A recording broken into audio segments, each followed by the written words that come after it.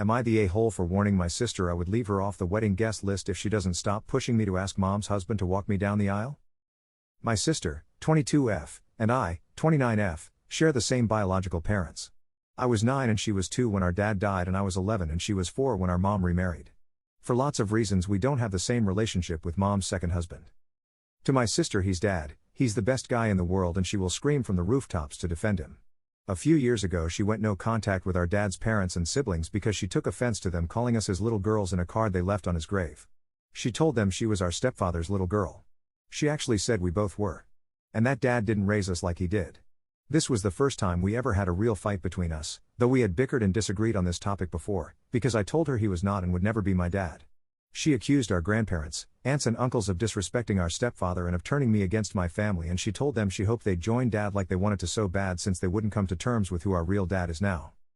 The fight between us continued beyond my sister cutting dad's family out of her life.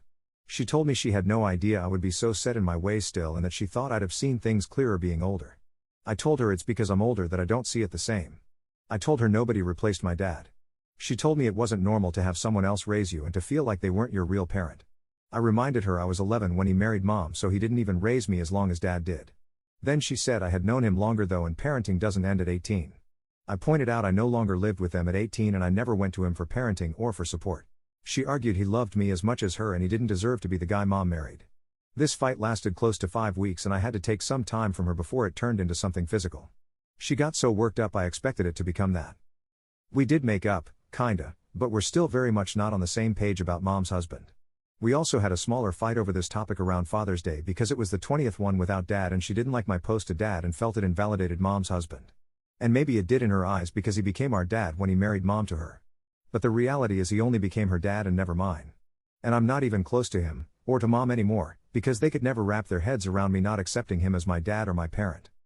Now the fight has turned to my wedding and the fact mom's second husband will not be father of the bride, will not walk me down the aisle, get a dance or have a standout place at the wedding. He's mom's +1 and that's it for me. He'll be acknowledged in a toast with her, but that's it. My sister doesn't like it, and has made it her mission to force my hand into asking him.